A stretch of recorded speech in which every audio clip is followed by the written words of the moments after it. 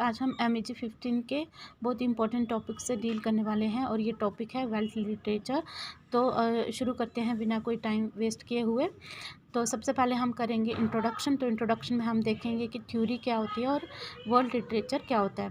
तो देखो, जो थ्योरी क्या होती है कि इस थ्योरी को कौन प्रोपाउंड करता है, एक इंडिविजुअल या फिर ग्रुप ऑफ इंडिविजुअल इसको प्रोपाउंड करते हैं और ये आगे फॉरवर्ड होती है किसी भी कल्चरल और हिस्टोरिकल कॉन्टेक्स्ट में, ये आगे की तरफ जो है वो फॉरवर्ड होती रहती है। तो गौथ कहते हैं कि जो नेशनल लिटरेचर है वो इस समय जो है वो कोई भी इसका मीनिंग नहीं रह जाता जब क्योंकि ये जो समय है वो किसका है, वर्ल्ड लिटरेचर का।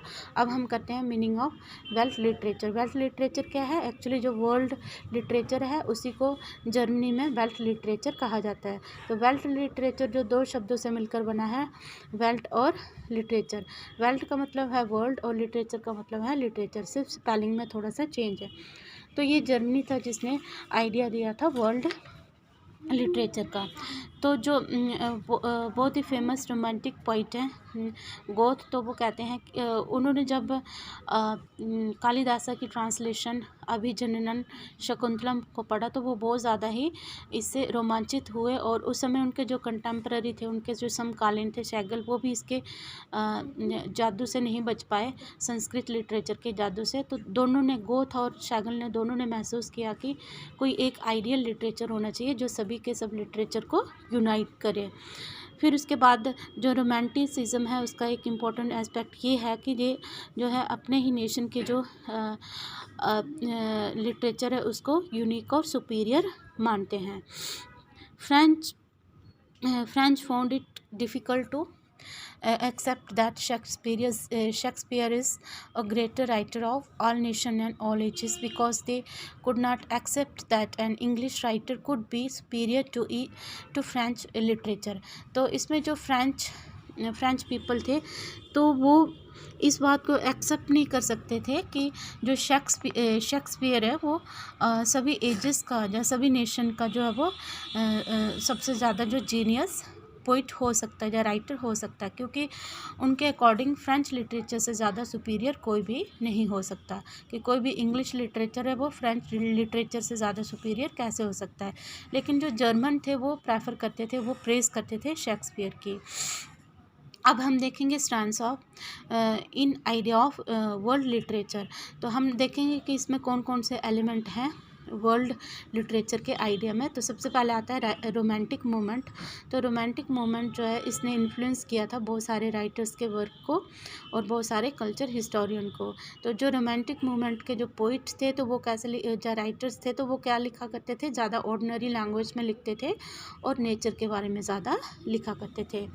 Accidental discovery of Sanskrit literature. दूसरा आ जाता है कि जो जैसे जो विलियम जोन्स थे, एक ऑफिशियल थे ईस्ट इंडिया कंपनी के, जब उन्होंने कालिदासा को पढ़ा, कालिदासा के जो वर्क को पढ़ा, कालिदासा जो कि संस्कृत के विद्वान थे उनको पढ़ा, तो उन्होंने उसको फिर इंग्लिश में ट्रांसलेट किया। वो भी बहुत ज़्यादा इन्फ्लुएंस्ड हुए कालिदासा के वर्क से।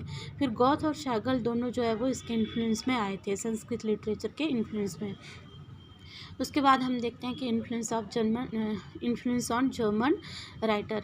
जो हमारी संस्कृत लिटरेचर था तो इसका जो इन्फ्लुएंस जो जर्मन राइटर्स के ऊपर भी पड़ा, जैसे कि हमने देखा था जो गौथ थे वो बहुत ज़्यादा थ्रिल्ड हुए थे, बहुत ज़्यादा रोमांचित हुए थे संस्कृत लिटरेचर से।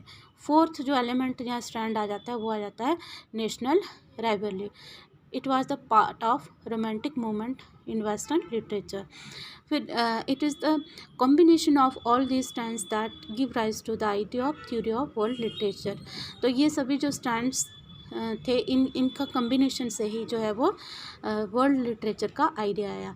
तो एक बात जो है वो बहुत ही मज़ेदार है, बहुत ही इंटरेस्टिंग है कि जब इंडियन ने फील किया कि उनकी जो लैंग्वेज है संस्कृत, तो उसकी जो यूरोपियन लोगों ने बहुत ज़्यादा प्रेस की है, बहुत ज़्यादा वो लोग उनकी लैंग्वेज से जो है वो थ्रिल्ड हैं और उनकी लैंग्वेज, उनकी जो लिटरेचर है उसको ट्रांसलेट भी किया, तो इससे वो बहुत ज़्यादा खुश हुए।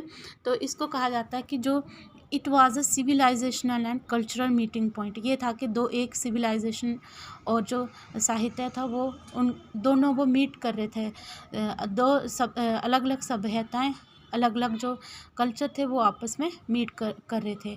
तो इसी को कॉलोनियल एनकाउंटर भी कहा जाता है। तो इससे क्या हुआ कि जब उनकी बहुत प्रेज़ हुई कि हमारे जो कालिदासा को ट्रांसलेट किया गया, बहुत अच्छी जो तारीफ़ की यूरोपियन लोगों ने, तो इससे जो उनका जो आइडिया था लिटरेचर के बारे में वो ज़्यादा शेप हुआ और वेस्टर्न लिटरेचर के बारे में, और अनकॉन्शियसली जाने अनजाने में वो कंपैरेटिव लिटरेचर में इन्वॉल्व हो गए, एंगेज्ड हो गए इंडियन पीपल। तो फिर इसके बाद फ्रेंड्स कंक्लूज़न लिखना, तो इसमें यही बताना है कि जो ये एक वेस्टर्न फिनोमिना है और ये जो टर्म है ये जर्मन टर्म है और 2 शब्दों से मिलकर बना है।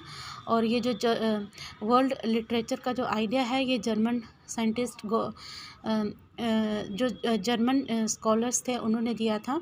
जर्मनी का ही आइडिया है वर्ल्ड लिटरेचर, और ये जो अलग अलग एलिमेंट्स, अलग अलग जो स्ट्रैंड्स को मिलकर ही जो है वो आइडिया आया था वर्ल्ड लिटरेचर का।